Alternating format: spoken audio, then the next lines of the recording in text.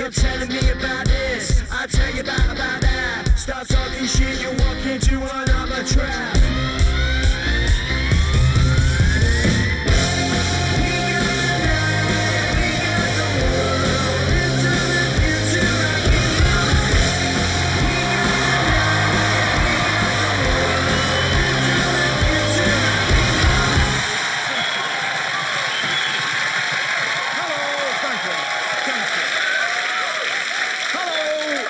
Welcome to the Russell Howard Hour. This week, London was hit by yet another terror attack. Terror on the tube. A manhunt is launched as a homemade device fitted with a timer explodes.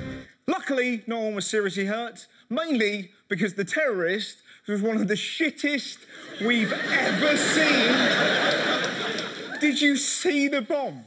This improvised device in a plastic bucket, carried inside a supermarket freezer bag, failed to detonate fully. ISIS called the bomb the mother of Satan. It's made out of a bucket, some Christmas lights and a little bag. That's not the mother of Satan, that's a really shit Secret Santa.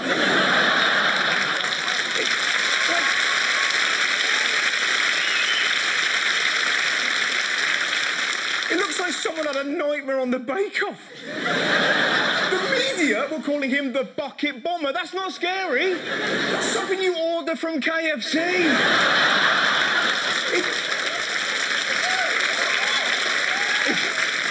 It didn't even break the bucket. I've seen tubes look worse than that on a Friday night. But as ever, Theresa May said this.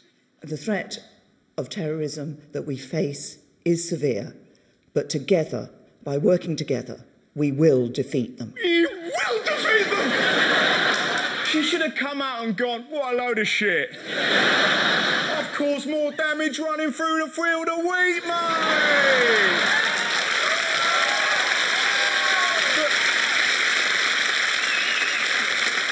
The media were freaking out. Oh my God, it was the scariest thing in Britain. Was it fuck? Did you see the Princess Diana tribute in Chesterfield? This is the town's tribute, dressing its well with petals, seeds and eggshells.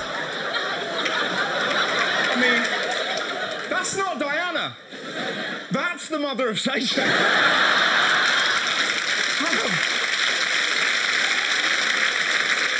Have the princes not suffered enough?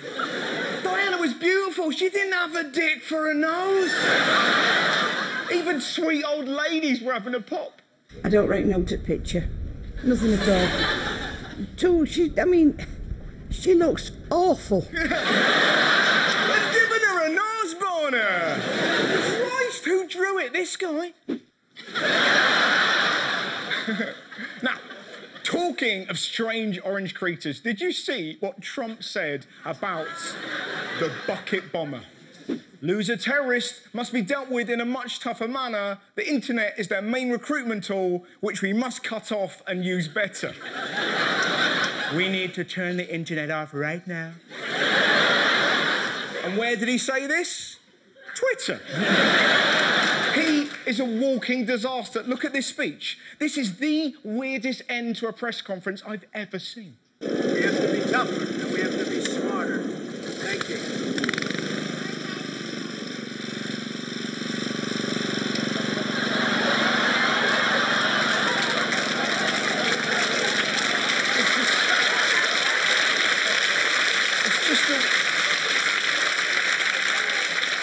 That's what I think about ISIS. Kick it, Jimmy. So it's a tough time to be an American, an idiot in charge, and they are getting battered by the weather. Irma's unrelenting assault on island after island in the Caribbean leaves death and destruction. The most powerful storm ever recorded in the Atlantic. Oh my God. The storm was horrendous. So what did the news do? They made reporters stand in it. David, we're feeling the brunt of Hurricane Irma right now. It is relentless. This wind is whipping so hard and the rain doesn't stop. We've got a couple more hours.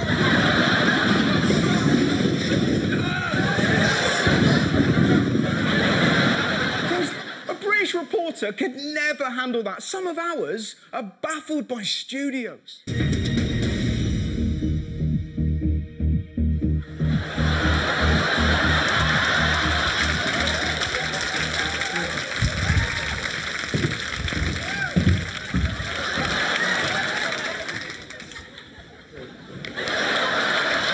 Hello and welcome.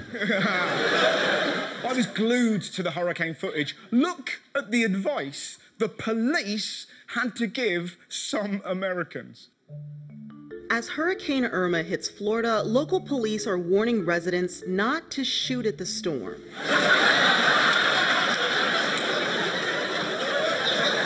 Do not shoot at the storm.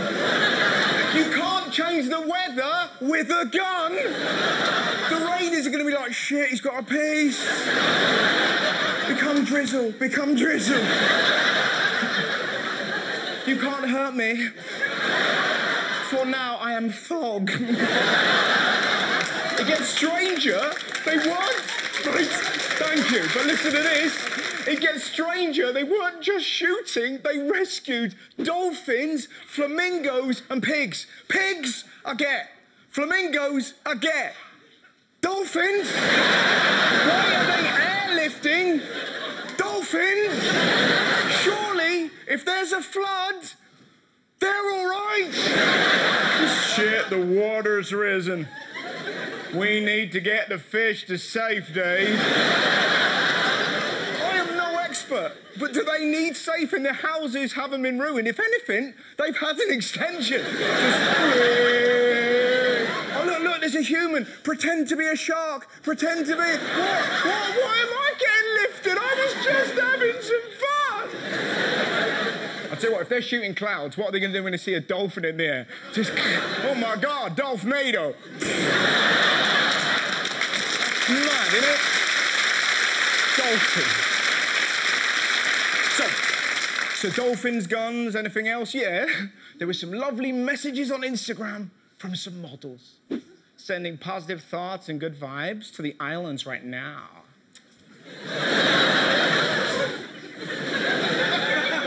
What photo did she put next to this? A snap of her at a relief organisation? No, it was her led on a beach with her waps out. There were loads of these photos. For me, this was the worst. Here's her message, sending warm thoughts and positive vibes to beautiful St. Martin today. And here's her photo. Who reacts like that? Oh my God, people's lives have been ruined. My thoughts and my prayers are with those brave people. Imagine if that was the only emotional response you were capable of giving. I'm so sorry to hear about your nan. Is she going to be all right?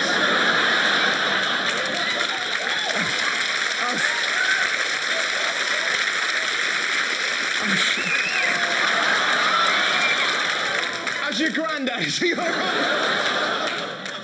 Another thing that pisses me off, why is it every time there's a natural disaster we see headlines like this? Did lesbians cause hurricanes Harvey and Irma? No!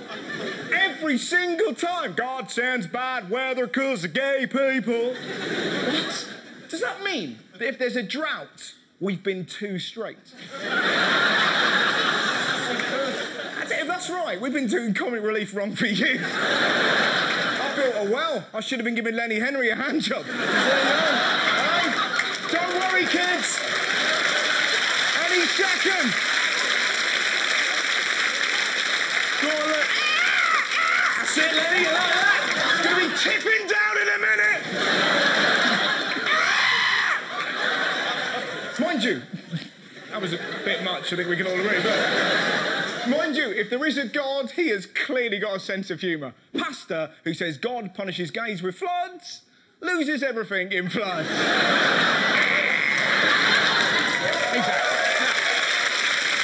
Now, the Caribbean was absolutely devastated by the storms, and who did Britain send to help? A relief expert? A genius engineer? No. We sent this guy. Hi folks, Boris Johnson. I just chaired Cobra on the continuing crisis in the Caribbean. You cannot send him to a disaster zone. Hello, I'm here to clean the mess up. Oh, look, a small child. Boris is not the man you want in a crisis. I mean, he struggled with the emergency phone number. Please get on to our helpline 0207 008 0000. I think I've got it right. What do you mean you think you've got it right? Get it right, you gabbling alpaca! Mind you, we should hardly be surprised. He's a pretty divisive figure. I've spoken to one figure who said that working with Boris Johnson is like walking a few feet behind a horse, shoveling its shit. Hurricane Irma wasn't the only storm in the news. Britain faced its own monster. Meanwhile here, Storm Aileen, it's the first named storm of the season, has brought strong winds and weather warnings to parts of the UK. Brits took to Twitter to share pictures of the devastation. No! Why? The horror! Don't worry, I did my bit.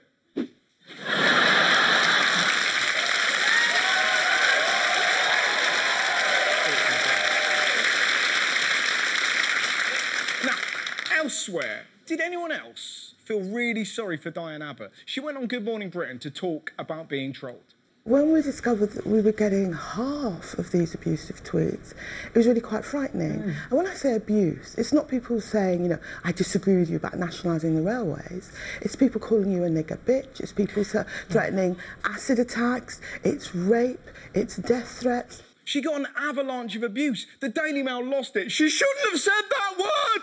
That is our word! Why are people having a go at her? If anyone is allowed to use the N-word, it's someone who's called it hundreds of times a day. And by that logic, I'll let Piers Morgan say the word cunt.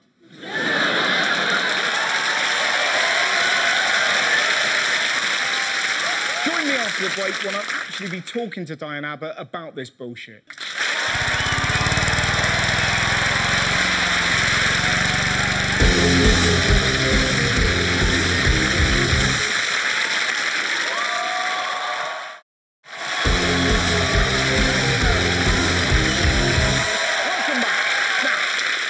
America is a terrifying place at the moment. Flooding, racial tension, threats of nuclear war, and Trump is obsessed with what's in soldiers' pants. President Trump has now signed his directive dealing with transgenders in the military. He said, where else but on Twitter, that transgender people cannot serve in any capacity in the military. Do you know why he wants to kick them out? Because they're a financial burden. Trans surgery costs so much money. So much. Does it fuck? The medical cost of having transgender troops in the US forces is estimated to be $5 million a year. To put that into context, Trump has spent over $24 million flying to Florida to play golf. Trump wants 18 holes. Some of these guys are only asking for one.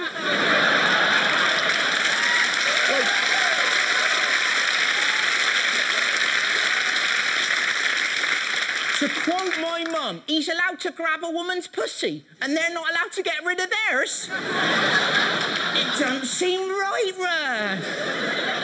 Trans healthcare in total would cost less than 0.001% of the US military budget. It's $5 million, right? $5 million. That is nothing to them. They spend $41 million every year on Viagra. Their soldiers must look like they're playing Quidditch. Like, no wonder the Pentagon's massive. They need the space. Like,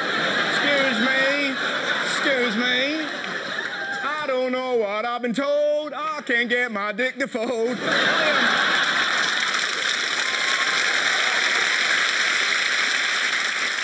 What I'm saying is $5 million is not a lot, especially when you read what they've wasted money on in the past. They spent $43 million on a gas station in Afghanistan that was never used.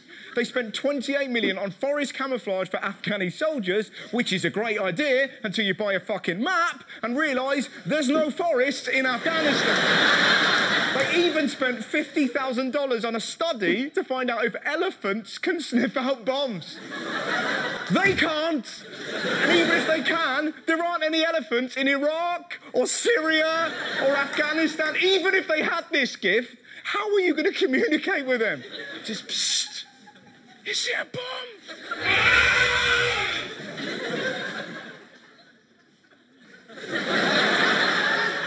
Is that a yes? Sergeant, is it a bomb or not?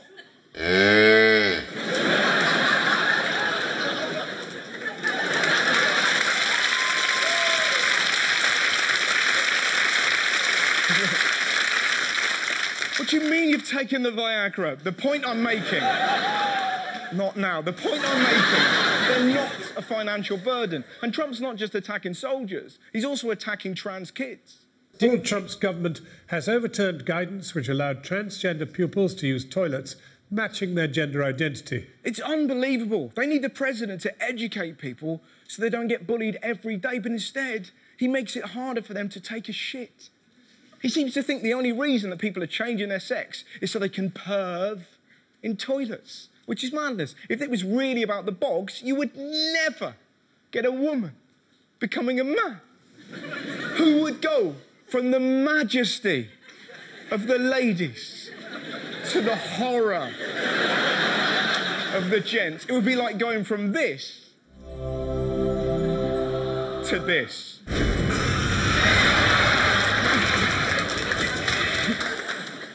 And that's just having a piss. The funny thing is, when that White Walker ran at Cersei, I actually shit myself. The president should be sticking up for them, not making their life harder, because they deal with a lot of ignorance. I was at a gig in America in the summer, and this guy was like, what are we supposed to call transgender people? And you're like, their name. This other bloke went, transgender people upset God. Yeah, well, God upsets me.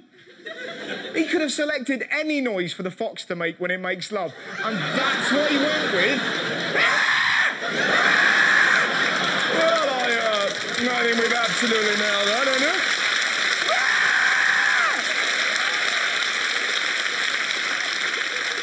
Something has to change. Trump's creating a society where it's okay to hate trans people. Did you know that in 48 out of 50 states in America, there's a thing called the Transpannic Clause? This is an actual thing. Look at this. Transpanic is a defense wherein defendants argue that the victim's gender identity excuses, mitigates, or justifies violence. That means it's a legal defense for murder to say you panicked because you thought someone was trans. How does that even work? Who panics around transgender people? They're a person, they're not a spider. Oh, someone get me a big glass. Also, if you think transgender people are so threatening that you need to murder them to stay safe, do you know where they'd be useful? The fucking army!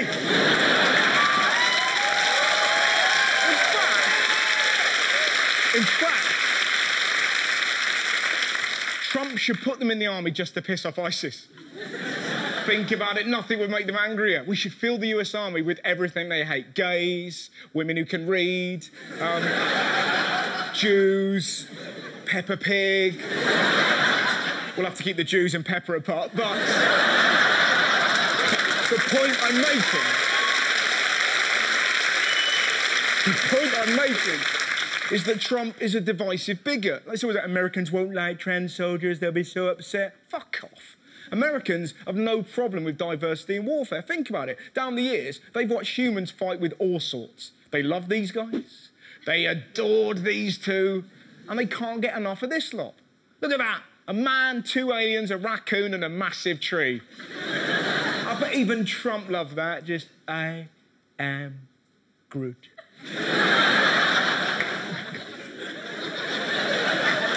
I bet you money he's looked at himself in the mirror and gone, let's make America Groot again. So Groot. Trump is the president. He should support every person who volunteers their life for their country. Who's more of a burden to the US Army? Someone who's gone through gender realignment and still turns up for their job? Or a man in charge of the nuclear codes despite having all the negotiating skills of an elephant on Viagra in a fucking minefield?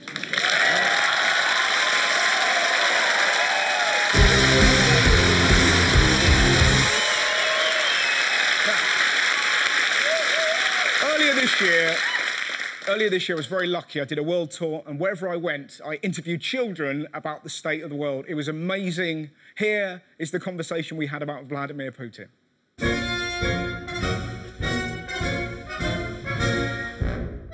Do you know who Vladimir Putin is? He's probably a president from some country. To me, he sounds like Latin. Like he sounds like a guy from Latin. A guy from Latin? Yeah. Okay. I don't know. I don't know anything. Who is Vladimir Putin? A fridge. A fridge? If I were to say, hello, my name is Vladimir Putin, where would you think I was from?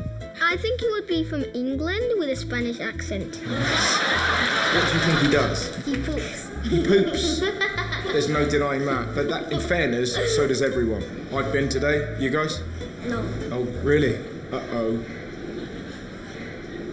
Maybe later. Maybe later. Thank God. Let's have some coffee. Make sure we work that through. Maybe he walks poodles because his last name is Putin. Well, he's actually in charge of Russia. Is he a good guy or a bad guy? He's seriously partly bad and partly good. Like, seriously. We're going to talk Russia. Is that all right, gents? I don't have to. No, we're not. Well, I'm not going to make you speak Russian, don't worry. So Russia's a country, and they've been accused. Yeah, I know. I love Russia, but if you say Rusev, I'm gonna cry. Russia, not Rusev. What do you like about Russia? What I like about Russia is like they talk. No, they don't talk funny. I can understand them. Do you know what hacking is? Yes, you hack a laptop. No. Yeah. Okay. I like to hack the glasses. Really? And do you think it's... I don't know what to do. Russia has a bit of a reputation for spying on people. Would you spy on each other? Nope, maybe. Would you spy on Donald Trump? Yeah, definitely. Yeah, definitely. Why do you want to spy on him? See, find out why he's sexist and racist. I mean, I've been accused of being Russian before. That's because I wrestled a bear once. What? Has it been on WWF? Who wants the bear Rush? My mum's from there. I apologise. But it's not.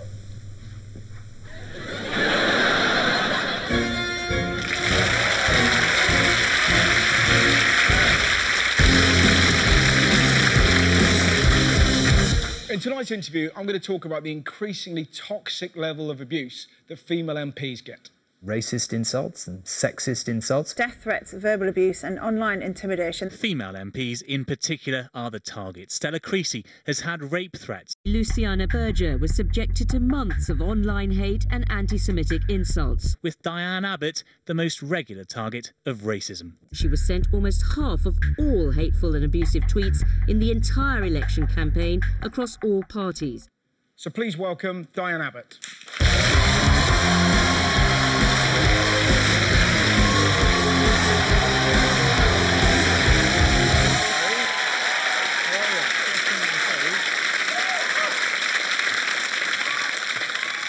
I feel like I want to hug you. Is that allowed? You don't want even a little hug? I've read so much. And it just seems like you've had a really tough week.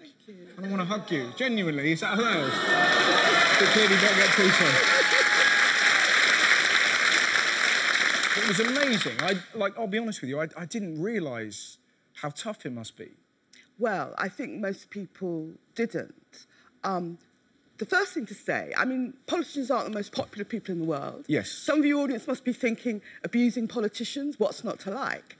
But the point is the type of abuse. Completely. Rape threats, death threats, nigger bitch, you know, you'd look much better if we threw acid in your face. And it's just reached an incredible volume in recent times. It's not about policy, it's not about political orientation, it's just vicious racism or misogyny. It's just personal abuse. Yeah. When I used to get death threats a little while ago, I used to say to myself, well, it'll never happen. But then, of course, my colleague, Joe Cox, got killed by this racist extremist. So you now have to take a lot of it much more seriously. But even if you're not frightened of the death threats, it's so debilitating and undermining, because every morning my staff come in, they switch on the computer and there's this stuff in emails. They open the post, there's this stuff coming through in letters. I try and keep off Twitter, but when I do dip into Twitter, there's this disgusting stuff, and it's meant to demoralise you, it's meant to undermine you. I think it's really meant to make you think that as a black woman you shouldn't be in the public space, and that's horrible. Absolutely. But it just feels like, surely get angry at Twitter or Facebook for letting this happen. It's not your fault. No, there's a lot more Twitter and Facebook and online could do. Yeah. You know, when I first became a member of Parliament, which is 30 years ago now, you know, you got maybe one racist letter a week, but to send a racist letter, you had to write it out, you had to find an envelope, you had to put a stamp on it, put it in the letterbox. Yeah. Now you press a button and you send hundreds of abusive tweets. One of the problems, I think, is anonymity online. Yeah. I think Facebook and Twitter ought to allow you to have an anonymous, you know, image, but they ought to know your name and address. We have referred 45 emails to the police because they were violent threats, and the police aren't able to trace who they are because people are anonymous. And how do you carry on? Because when I get abused, it's funny.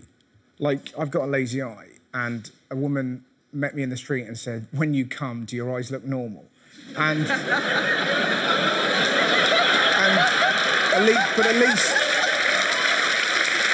exactly, and it's kind of funny, but and I'll be honest with you, I've made jokes about you in the past because I stand by them. For my money, you are the worst ever hide and seek that I've ever seen. We've actually got a clip of Diane. This is astonishing. Diane Abbott, very nice to talk to you. Thanks for joining us. So more reaction from Scotland, from here in Westminster, around the country, very shortly. I mean, you're terrible. Why is it always women? That's another thing that because I know and lots of female comedians and MPs like I mean, she's not an MP, is she an MP? But Caroline Criado Perez. She's a feminist and an activist. And I mean, you probably know the story, but she campaigned to get a woman on the £10 note. Yeah.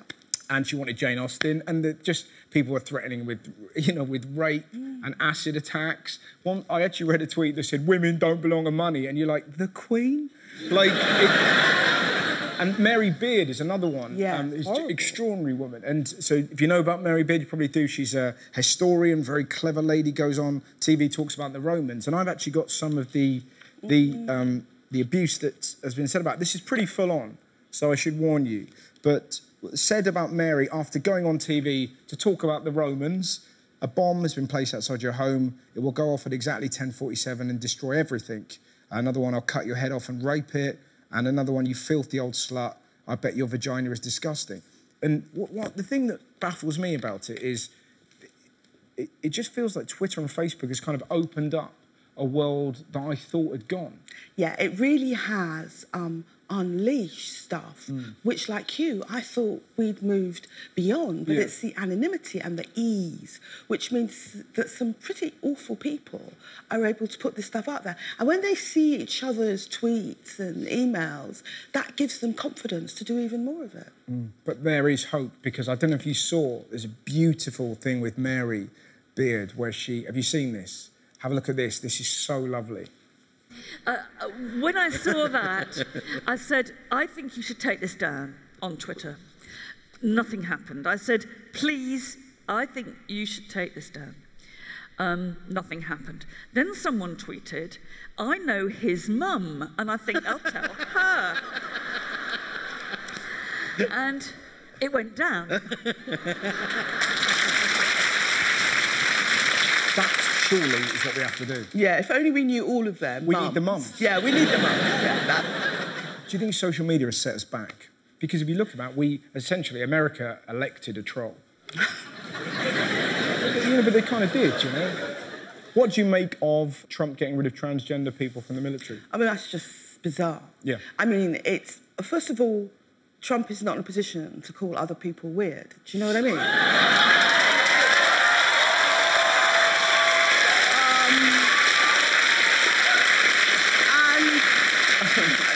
And it's part of a pattern of, to be quite serious, it's part of a pattern of kind of anti-LGBT prejudice that Trump is prepared to pander to. Yeah.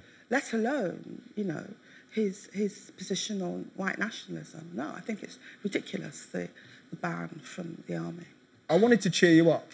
I genuinely did, because I thought, how can I do this? And it's a surprise. I've got a surprise for you, and I've got a surprise for Mary Beard, and a surprise for, hopefully, all women in the public eye who get abuse, because I found a poet called Megan Beach, who is honestly absolutely brilliant, and she has written a poem about what we've been discussing, and she's going to perform it tonight. So this is for the audience, but mostly for you. I think you're going to love it. Ladies and gentlemen, the wonderful Megan Beach.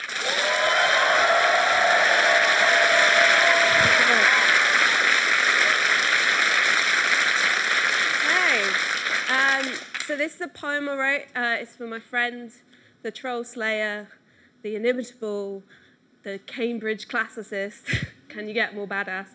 This is for Mary Beard. It's also for Diane tonight and all the anonymous women online who receive abuse for the crime of being alive. When I grow up, I want to be Mary Beard, a classy, classic, classicist, intellectually revered, wickedly wonderful and wise, full to brim with life, whilst explaining the way in which Caligula died on BBC primetime.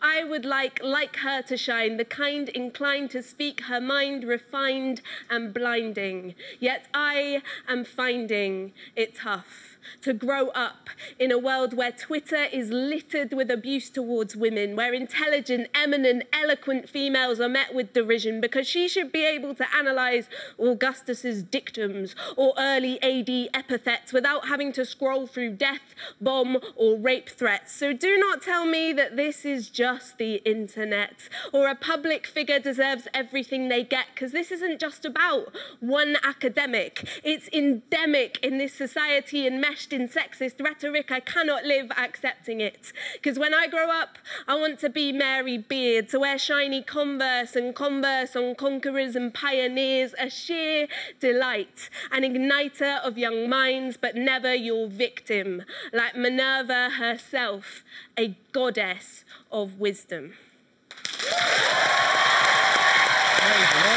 Well done, Megan. Hey. Ladies and gentlemen, so great. Well done, mate. That was absolutely wonderful. I hope you enjoyed that. That was lovely. Isn't it lovely? Really lovely. Yeah, well done. Ladies and gentlemen, the wonderful Diane Abbott. Join me for the final part of the show, where I'll be finding out how we can make the world a better place.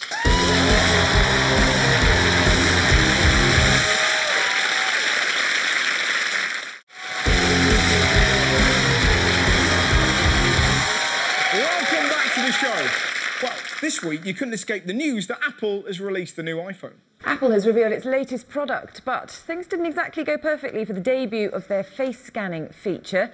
The iPhone X uses facial recognition to recognise its owner. Well, during the demo, there was a bit of a struggle to unlock the device, and a backup method was needed. The face recognition failed. Whose face were they scanning? This lady's. That's the thing with technology. It always lets you down at the worst possible time. Lada, play ticker. Bobby, can you talk to play wheels? You want to hear a station for porn detected. Porno region. Hot chick, amateur girl, quality, sexy. No. Pussy in the dildo ringtone. Alexa, The other little news story that caught my eye, did you know apparently Corby is the unhappiest place in the UK? So I sent the comedian Lou Sanders to find out if it's true. Hello, I'm Lou Sanders, and I'm in Corby, which has been officially declared the unhappiest place in Britain. But are they really unhappy? Or are they just liars as well? I'll go find out. Big news. Corby officially is the unhappiest place in Britain. No, it's a fabulous place. It's home, sweet home. No, it's a very, very happy town. I wouldn't change it for the world. Doesn't surprise me. Does it not? No. Everyone's quite miserable here, to be honest. My old street that I used to live in was actually named the West Street in Corby because there was drug dealers, fights, prostitutes, a paedophile, everything. Wow. Which one are you going to be when you're older? What's the best sort of place or best tourist attraction about Corby? Well, we've got the big swimming pool. They've got a swimming pool, they've got a picture house, we've got a new pool, new town centre. Everyone's banging on about the swimming pool. Oh, it's beautiful. A lot of excitement. Oh, it's beautiful. Is it? What's it got, a water slide? Or? Yes, it has a water slide. I don't think it's that great, to be honest. Really? Yeah, no, it's not that amazing. But it's a water slide. How can a water slide ever let you down? It's just not that exciting. It's just not an exciting water slide, I don't think. Not everyone likes a water slide. I never thought of that. I'm here with Matt Keane, who's the mayor of Corby, and he's only 26. So we've been out and about in Corby, and we've been asking suggestions from people how we can make Corby even better. Better night out. The only place anywhere near here that's decent is like Kettering, and that's pretty poor, so... Right. Like Leicester's probably the best place to go. How are you getting home from Leicester? You don't, you stay there. How old are you? 20. So a young man in his prime has to go to Leicester to get any decent puss-puss. He would like a better night out because he has to go to Leicester to get his puss-puss. Yeah, Corby's not that great for nightlife. Something for kids to do. That'd make it more happier. So nothing to do for kids? Not really. Cheeky monkeys, but that's sweaty and full of horrible kids. Cheeky monkeys is too sweaty. That's from James. I don't actually now. I'll read that back. I don't actually know what that means. Cheeky Monkeys is like a children's play area, and What's James? He was a grown man. What's he doing in the play area? He's saying it's too sweaty. Maybe Corby needs a slogan to kind of liven it up. Don't do drugs. Don't do drugs. Don't do drugs. Corby, don't do drugs. But come visit anyway. Corby, don't do drugs, but come anyway. Okay. Generous. Corby, Yeah. generous. Full stop. Yeah, I'd agree with that. Yeah. It's a shit slogan, though, isn't it? Come to Corby, have a look around, try it. That includes businesses. Yeah, that's a good one. I like that one. So it looks like we've got a winner. We've got the slogan for Corby, and that is come to Corby, have a look around, try. That includes businesses. Come to Corby. Shall we give him a smile now, Lily? I mean, that is a great slide.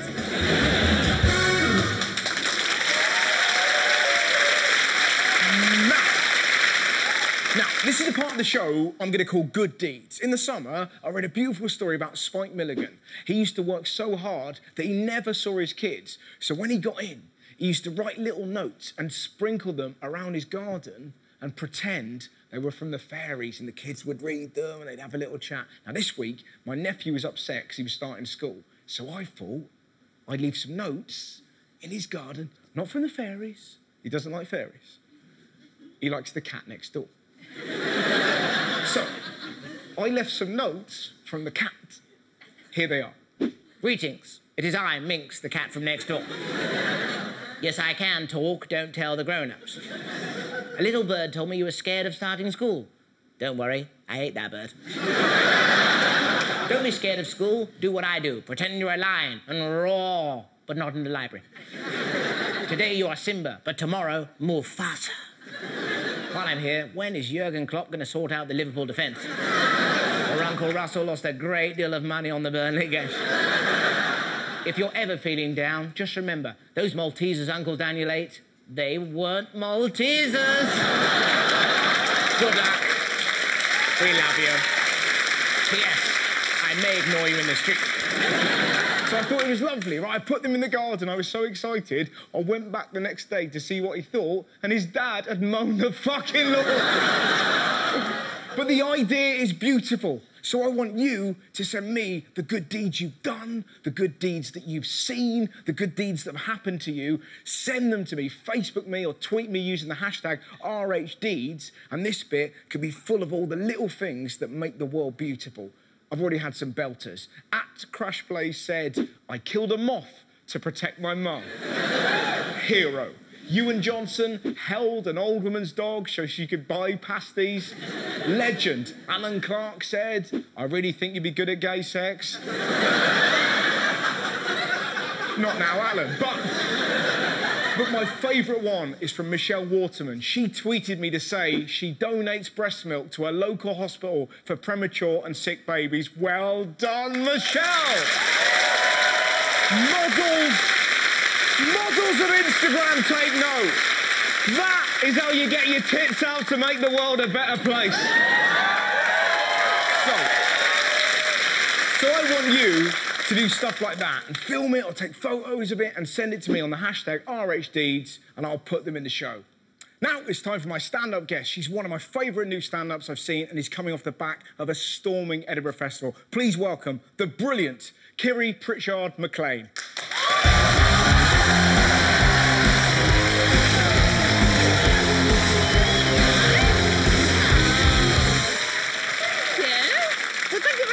Me. My name is Kiri. I'm going to talk about myself for a bit, which I love. I've had a weird year. So the first thing that happened, big life change for me, is me and my partner of 8 years separated. Now, I haven't got used to talking about it on stage. I feel very vulnerable every time I talk about it, but I thought that's the reason you should talk about it. And I think other people in the audience will have been through what we went through. Basically, I woke up one morning, we're in bed together, I looked over at him, and after 8 years together, I just sort of had this realisation that I could pay the mortgage on my own. I did the classic cliche thing when we broke up. I shed a load of timber. So since Christmas, I've lost about 4 stone. And you're right not to give a shit. It's not America. I went to the gym. I got a personal trainer, which sounds like I'm doing all right in life. But he's £15 an hour, which is about what I'd spend on Deliveroo if left to my own devices. I should definitely want to have sex with my personal trainer. He is incredibly symmetrical. He's very tanned. He's 28 years old. He's a professional bodybuilder. But his name is Colin, which is a real boner killer, isn't it? No one wants to bang a Colin, do they? That's not making it on the spreadsheet, no way. It's a spreadsheet, yeah. He doesn't look like a Colin. He looks like a racist.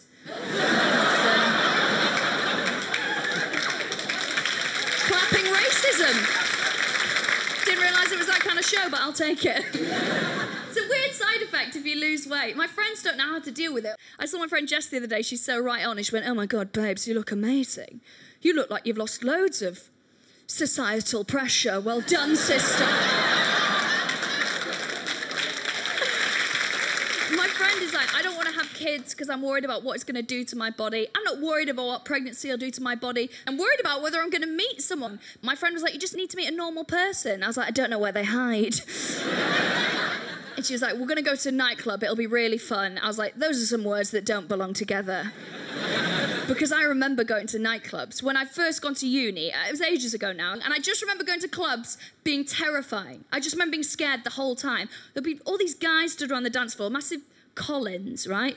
And they'd try and sort of grab you as you went past and hassle you. You couldn't go anywhere on your own. Being a young, sexy girl in a nightclub is like being that iguana in Planet Earth that just wants to get across the sand. But all the snakes are like, "Let me buy you a drink, you bitch." But I went to a nightclub at the beginning of the year, and I have been 7 times since. I absolutely love a nightclub now because I'm a size 14 and I'm 30 years old, and those guys don't even see me. I can just have a nice time. It's so good. Being a size 14 girl in a nightclub is like, you know that bit in The Walking Dead where they've got to get through the zombies, so they cover themselves in zombie guts so they can't see them, and they're like, "I can't believe I get away with this." That's what it's like having a BMI of 32 in a club. It's incredible. And I'm not old. 30 is not old. But it is old in a nightclub because they don't look at me at the bar and think, "That's a 30-year-old woman. She probably knows exactly what she's doing and where she's going in life." They look at me and see Dame Maggie Smith propping up the bar. "I remember when I was with the Commodore." Someone wooed like they'd proper have a go on Maggie. Good for you, mate. I want to make it really clear, though. I'm a body positive person. I love my body. It's incredible. It looks after me. It keeps me safe. I think it's amazing. I don't think I'm fat. I don't think that anyone's weight has anything to do with how attractive they are. I think what I'm trying to say to you is, I am fat enough for cunts not to want to have sex with me. I think I'm all right with that. I'm Kiri Pritchard-McLean. Thank you very much for having me.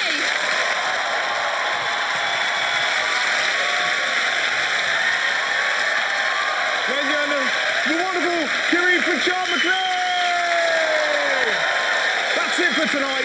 Please join me next week. Goodbye, my friends!